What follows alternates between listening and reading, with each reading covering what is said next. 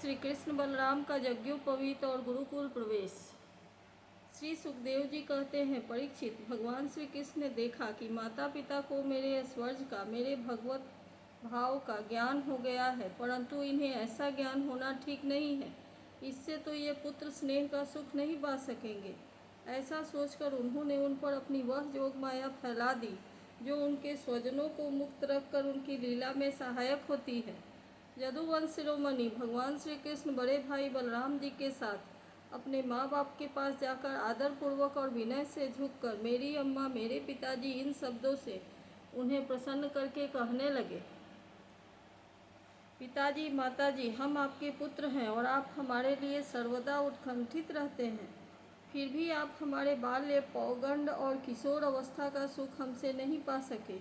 दुर्दैववश हम लोगों को आपके पास रहने का सौभाग्य नहीं मिला।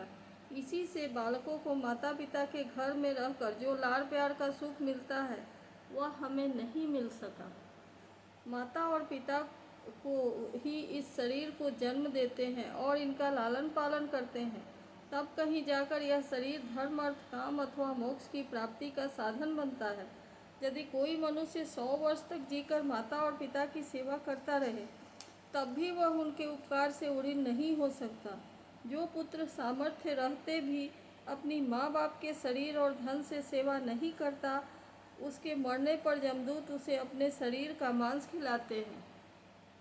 जो पुरुष समर्थ होकर भी बूढ़े माता पिता, सती पत्नी, बालक, संतान, गुरु, ब्राह्मण और शरणागत का भरण पोषण नहीं करता, वह जीता हुआ भी मुर्दे के समान ही है।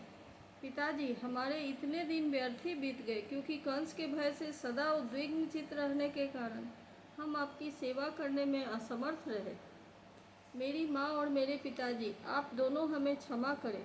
हाय, दुष्ट कंस ने आपको इतने इतने कष्ट दिए, परंतु हम परतंत्र रहने के कारण आपकी कोई सेवा शुश्रूषा न कर सके। श्री सुखदेव जी कहते हैं, परीक्षित, अपनी लीला से मनुष्य बने हुए विश्वात्मा श्री हरि की इस वाणी से मोहित हो देवकी वसुदेव ने उन्हें गोद में उठा लिया और हृदय से चिपकाकर परमानंद प्राप्त लिया। राजन, वे बड़े स्नेह पास से बधकर पूर्णतः मोहित हो गए और आंसुओं की धारा से उनका अभिषेक करने लगे, यहाँ तक कि आंसुओं के कारण गला रुंध जाने से वे कुछ बोल न सके। देवकी नंदन भगवान श्री कृष्ण ने इस प्रकार अपने माता पिता को सांत्वना देकर अपने नाना उग्रसेन को यदुवंशियों का राजा बना दिया और उनसे कहा, महाराज, हम आपकी प्रजा हैं, आप हम लोगों पर शासन कीजिए। राजा ययाति का शाप होने के कारण यदुवंशी राज सिंहासन पर नहीं बैठ सकते, परंतु मेरी ऐसी ही इच्छा है, इसलिए आपको कोई दोष न होगा। जब मैं सेवक बनकर आपकी सेवा करता रहूँगा, तब बड़े बड़े देवता भी सिर झुकाकर आपको भेंट देंगे। दूसरे नरपतियों के बारे में तो कहना ही क्या है। परीक्षित, भगवान श्री कृष्ण ही सारे विश्व के विधाता हैं। उन्होंने जो कंस के भय से व्याकुल होकर इधर उधर भाग गए थे, उन यदु, वृष्णि, अंधक, मधु, दशाह और कुकुर आदि वंशों में उत्पन्न समस्त सजातीय संबंधियों को ढूंढ ढूंढ कर बुलवाया। उन्हें घर से बाहर रहने में बड़ा क्लेश उठाना पड़ा था। भगवान ने उनका सत्कार किया, सांत्वना दी और उन्हें खूब धन संपत्ति देकर तृप्त किया तथा अपने अपने घरों में बसा दिया। अब सारे के सारे यदुवंशी भगवान श्री कृष्ण तथा बलराम जी के बाहुबल से सुरक्षित थे। उनकी कृपा से उन्हें किसी प्रकार की व्यथा न थी, दुख नहीं था। उनके सारे मनोरथ सफल हो गए थे, वे कृतार्थ हो गए थे। अब वे अपने अपने घरों में आनंद से विहार करने लगे। भगवान श्री कृष्ण का वदन आनंद का सदन है। वह नित्य प्रफुल्लित, कभी न कुम्हलाने वाला कमल है।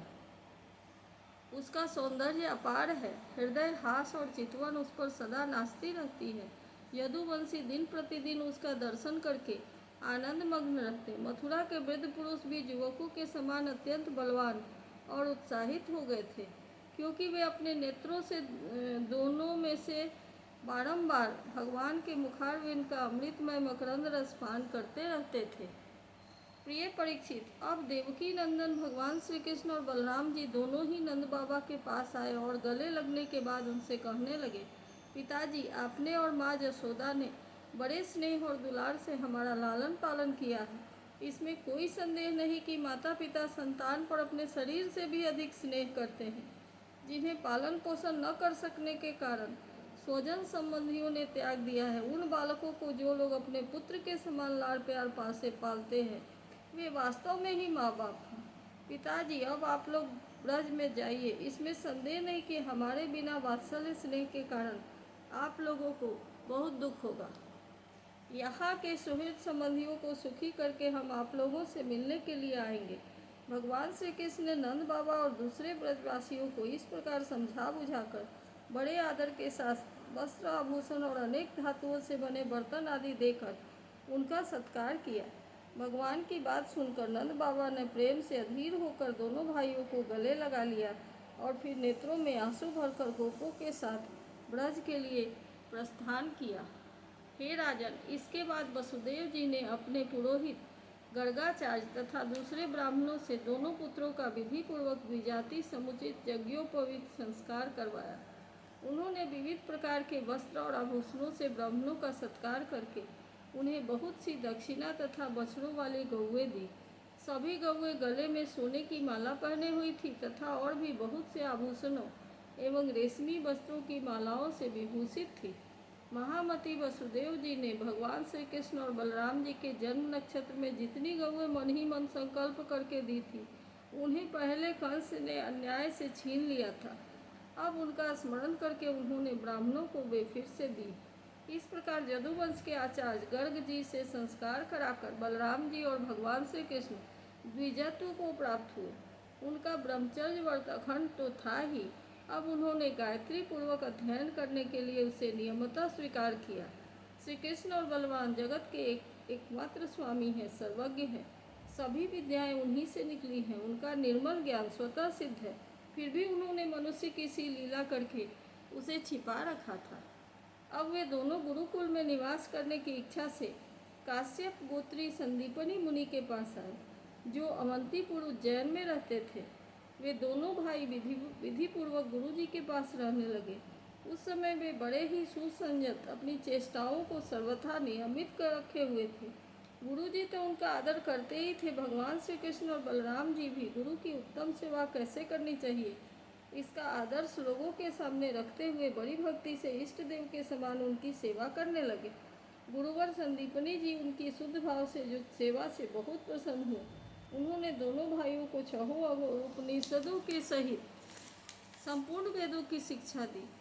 इनके सिवा मंत्र और देवताओं के ज्ञान के साथ धनुर्वेद, मनुस्मृति आदि धर्मशास्त्र, मीमांसा आदि वेदों का तात्पर्य बतलाने वाले शास्त्र, तर्क विद्या, न्याय शास्त्र आदि की भी शिक्षा दी। साथ ही संधि, विग्रह, यान, आसन, वैध और आश्रय, इन 6 वेदों से युक्त राजनीति का भी अध्ययन कराया। परीक्षित, भगवान श्री कृष्ण और बलराम सारी विद्याओं के प्रवर्तक हैं। इस समय केवल श्रेष्ठ मनुष्य का सा व्यवहार करते हुए ही वे अध्ययन कर रहे थे। उन्होंने गुरु जी के केवल एक बार कहने मात्र से सारी विद्याएं सीख ली। केवल 64 दिन रात में ही संयमी शिरोमणि दोनों भाइयों ने 64 कलाओं का ज्ञान प्राप्त कर लिया। इस प्रकार अध्ययन समाप्त होने पर उन्होंने संदीपनी मुनि से प्रार्थना की कि आपकी जो इच्छा हो गुरु दक्षिणा में मांग लें। महाराज, संदीपनी मुनि ने उनकी अद्भुत महिमा और अलौकिक बुद्धि का अनुभव कर लिया था, इसलिए उन्होंने अपनी पत्नी के सलाह करके यह गुरु दक्षिणा मांगी कि प्रभास क्षेत्र में हमारा बालक समुद्र में डूबकर मर गया था, उसे तुम लोग ला दो। बलराम जी और श्री कृष्ण का पराक्रम अनंत था।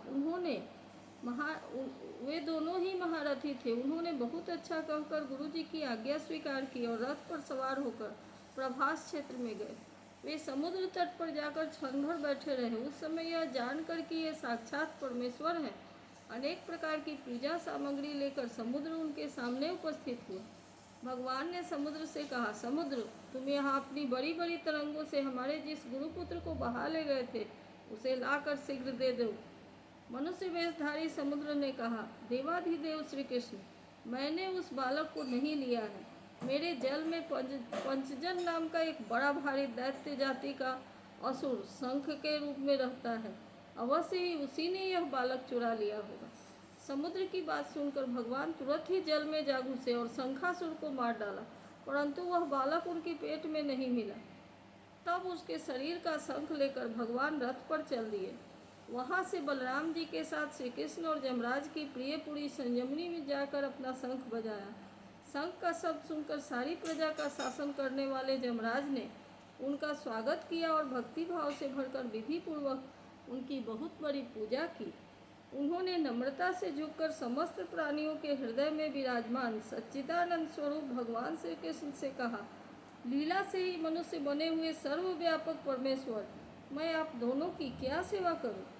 श्री भगवान ने कहा, यमराज, यहाँ अपने कर्म बंधन के अनुसार मेरा गुरुपुत्र लाया गया है, तो मेरी आज्ञा स्वीकार करो और उसके कर्म पर ध्यान न देकर मेरे पास ले आओ। यमराज ने जो आज्ञा कहकर भगवान का आदेश स्वीकार किया और उनका गुरुपुत्र ला दिया। तब यदुवंश शिरोमणि भगवान श्री कृष्ण और बलराम जी उस बालक को लेकर उज्जैन लौट आए और उसे अपने गुरुदेव को सौंपकर कहा कि आप और जो कुछ चाहे मांग लें। गुरुजी ने कहा, बेटा, तुम दोनों ने भली भांति गुरु दक्षिणा दी, अब और क्या चाहिए? जो तुम्हारे जैसे पुरुषोत्तमों का गुरु है, उसका कौन सा मनोरथ अपूर्ण रह सकता है? वीरों, अब तुम दोनों अपने घर जाओ, तुम्हें लोगों को पवित्र करने वाली कीर्ति प्राप्त हो। तुम्हारी पढ़ी हुई विद्या इस लोक और परलोक में सदा नवीन बनी रहे, कभी विस्मित न हो। बेटा परीक्षित फिर गुरु जी से आज्ञा लेकर वायु के समान वेग और मेघ के समान शब्द वाले रथ पर सवार होकर दोनों भाई मथुरा लौट आए। मथुरा की प्रजा बहुत दिनों तक श्री कृष्ण और बलराम जी को न देखने से अत्यंत दुखित हो रही थी। अब उन्हें आया देख सब के सब परमानंद में मग्न हो गए, मानो खोया हुआ धन मिल गया हो। इति श्रीमद्भागवत महापुराणे पारमहंस्यां संहितायां दशम स्कंधे पूर्वार्धे गुरुपुत्रानयनं नाम पंचचत्वारिंशोऽध्यायः।